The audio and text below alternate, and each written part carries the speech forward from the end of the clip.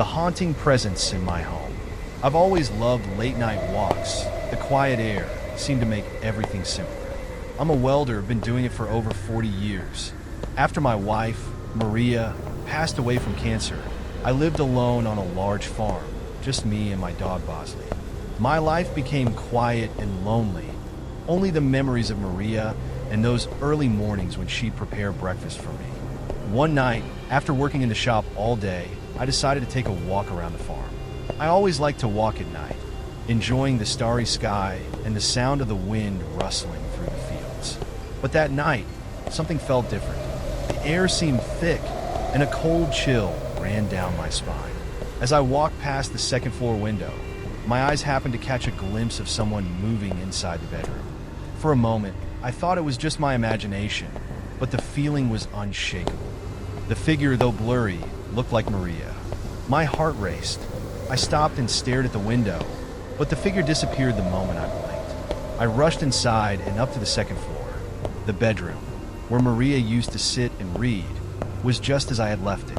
The door was closed, everything exactly the same. Perhaps I was just too tired. I reassured myself and went down to the kitchen, but that feeling still lingered. At that moment, Bosley started growling. The sound made me jump. I walked over to the kitchen window, peered outside. Nothing. But suddenly, I heard footsteps coming from upstairs. I turned, my heart pounding in my chest. I called for Bosley, but it kept growling, never stopping. Fear began to creep in. I grabbed a flashlight and went upstairs to check. My footsteps echoed through the quiet house. I opened the bedroom door, and in the dim light, my flashlight barely illuminated a corner of the room. But what I saw left me speechless. On the walls, strange symbols appeared, ones I had never seen before. They seemed to be carved in with a sharp object. The drawings shifted, like they were moving. The window suddenly swung open, and a cold breeze blew in, carrying with it a foul stench. When I tried to close the window, everything went still, but something in the corner of the room caught my eye. The flashlight beam hit something, a figure. But it wasn't Maria. It was a small, shadowy figure with long hair, its face obscured. It stood motionless in the dark, staring at me with hollow eyes. I couldn't do anything but slowly step back. The door slammed shut behind me, and the figure vanished into thin air. I bolted down the stairs, grabbed my phone, and called the police. When they arrived, there was no sign of anything out of the ordinary. They told me I was probably imagining things, that I'd been alone too long. But I couldn't shake that feeling, that something was always watching me. In the days that followed, things only got worse. I began hearing footsteps in the middle of the night, knocking at the door without a source, and sounds coming from empty rooms. Sometimes, I'd wake up to find the bedroom door wide open, as if someone had entered. One night, the worst happened. I decided to check the bedroom again. The door was slightly ajar, different from before. I felt a change in the air as I walked in. The room was colder than usual. On the floor, Maria's clothes, which I had packed away, were scattered across the ground. I froze, staring at the bed, and there, in the darkness, I saw a figure standing still, staring at me with hollow, lifeless eyes. I screamed and lunged toward the figure, but before I could touch it, it vanished like a gust of wind. Fear flooded through me, and I ran out of the room, not daring to look back. From that moment on, the strange occurrences never stopped. Every night, I heard footsteps upstairs, the door knocking softly but relentlessly, and sounds from rooms that should have been empty. Bosley stopped growling when something strange happened. It just lay quietly, staring into space as if it saw something I couldn't. This house was no longer a place of peace for me. The sounds, the figures, and the strange symbols on the walls only heightened the feeling that something was watching me. I knew something was waiting for me in the darkness of this house, and I didn't know how much longer I could endure before whatever it was came closer. The whispering shadows of the abandoned house. It all started with a seemingly innocent purchase. I had heard about a strange, abandoned house on the outskirts of town, one that had been left untouched for decades. Everyone in the town whispered about it, but nobody dared to step inside. Some said the house was cursed, while others claimed it was haunted by spirits that never left. But I, a curious journalist always on the hunt for a good story, couldn't resist. I decided to visit. The house was enormous. Its peeling exterior and overgrown garden gave it an eerie, forgotten look. The windows were covered in thick layers of dust, and the front door creaked ominously as I pushed it open. Inside, the house smelled of old wood, stale air, and something I couldn't quite place, something unpleasant. The floorboards groaned under my weight as I walked cautiously through the hallway. The walls were lined with photographs, some faded and torn, others almost intact. The eyes in the photos seemed to follow me as I walked by, making the hair on the back of my neck stand up. There was something wrong with them. I couldn't figure out exactly what it was, but the atmosphere felt thick with the weight of something unspeakable. I shook off the unease, telling myself I was imagining things. After all, this was just a house, right? I ventured deeper into the house, drawn by a strange feeling that something, or someone, was watching me. As I walked past the darkened hallway, I heard a faint whisper. My heart stopped. I turned sharply, but saw nothing. The whispering continued, though growing louder, more insistent. It was as if someone was speaking directly into my ear. But when I looked around, the house remained silent and still. I quickly grabbed my flashlight and scanned the hallway, but the beam revealed only empty rooms. No one. I turned to leave, but then I saw it. In the corner of the hallway, a shadow. It moved unnaturally, as if it had a life of its own. The shadow was large, stretching along the wall, its edges flickering like smoke.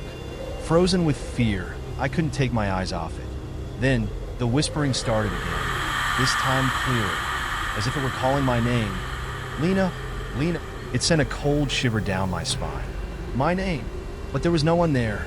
No one except the shadow, which seemed to grow larger, more menacing. I turned and ran, my footsteps echoing in the silence of the house. But the whispering followed me, growing louder with each step. Lena, come back.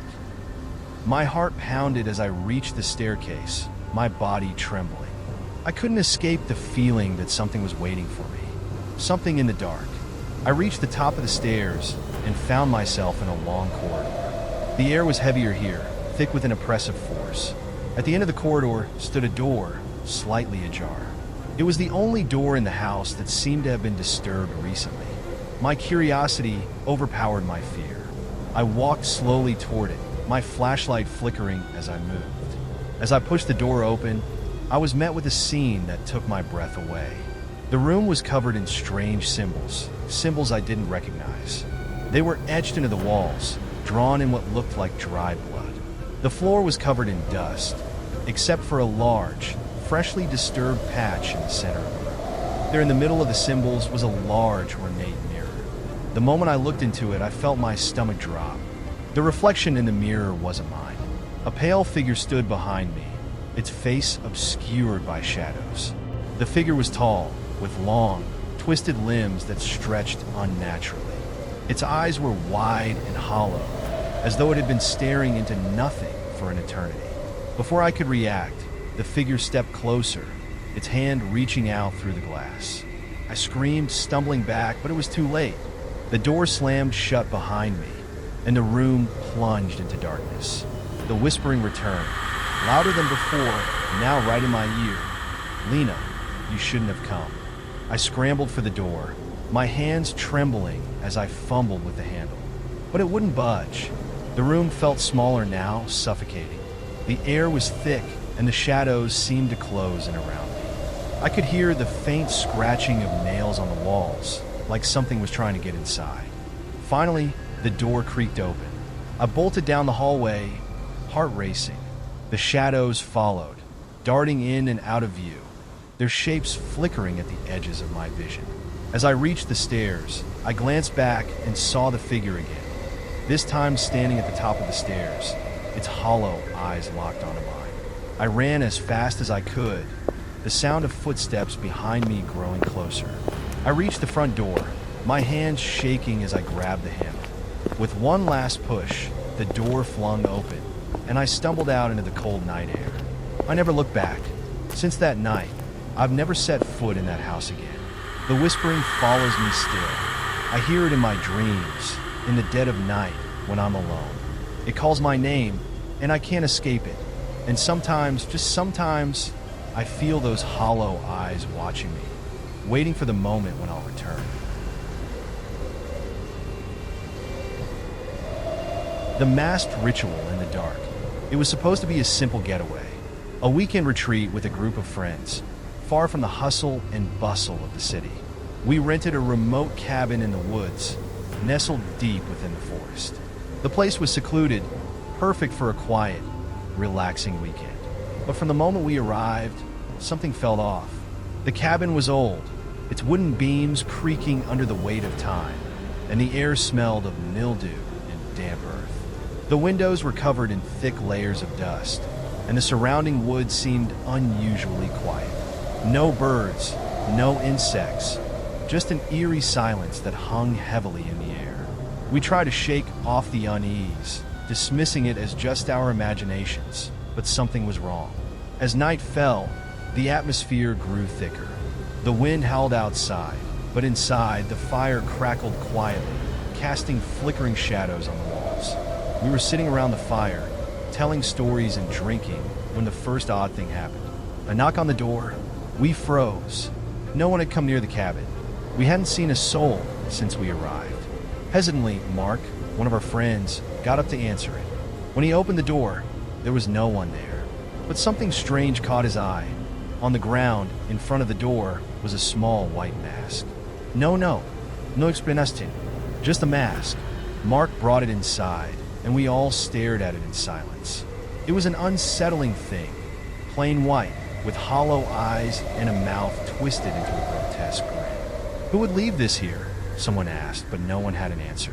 We decided to ignore it, but none of us could shake the feeling that something was very wrong.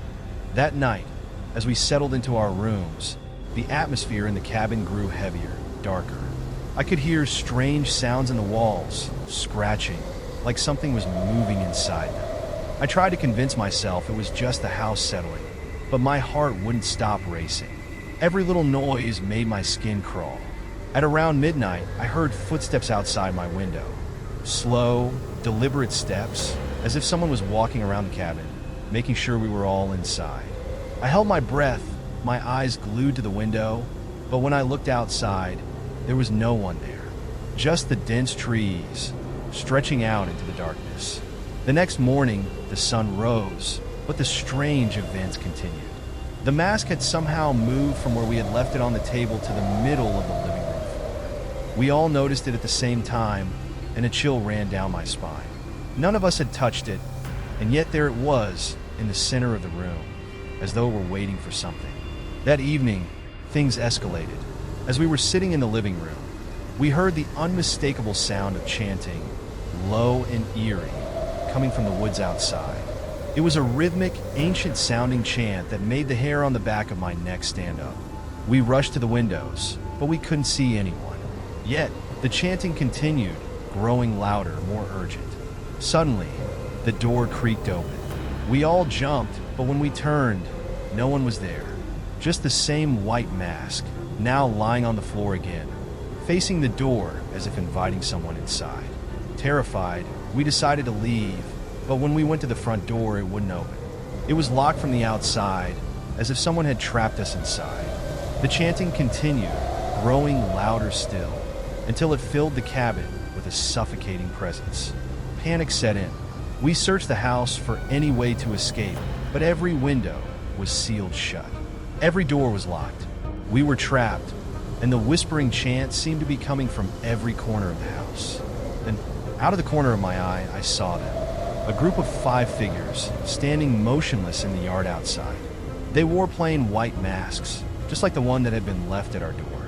They stood perfectly still, their heads tilted toward the cabin, watching us. The chanting had stopped, but the air was thick with their presence. Suddenly, one of the figures moved, taking a step toward the cabin. The others followed, their movements jerky, like puppets controlled by unseen strings. They reached the front door, and without a sound, They began to walk inside. I screamed, and the others followed suit, rushing to the back of the cabin. But as we tried to escape, the walls seemed to close in around us. The hallway stretched longer, and the door to the back porch that had been wide open moments before was now shut tight, as if it had never been there at all. We turned to run the other way, but the figures were inside now, walking slowly down the hall toward us. The masks hid their faces, but I could feel their eyes, cold and unblinking, locked onto me. The silence was deafening, broken only by the sound of our frantic breathing. We were trapped. There was no way out. The last thing I remember is one of the masked figures reaching out with a cold, bony hand, its fingers brushing against my skin. Then everything went black. When I woke up, I was lying on the floor of the cabin, the sun now rising through the cracks in the boarded-up windows. The cabin was silent again, but the air felt different, colder, heavier. The figures were gone, but the masks were everywhere. They lined the walls, placed carefully in every room, watching us, waiting. I don't know how much time passed after that, but I managed to escape. I never went back to that cabin, and I never spoke of it again. But the masks, they never left. They follow me in every reflection, every darkened room, every shadow. I can feel them watching me, and sometimes, just sometimes, I hear the chanting again, growing louder in the distance.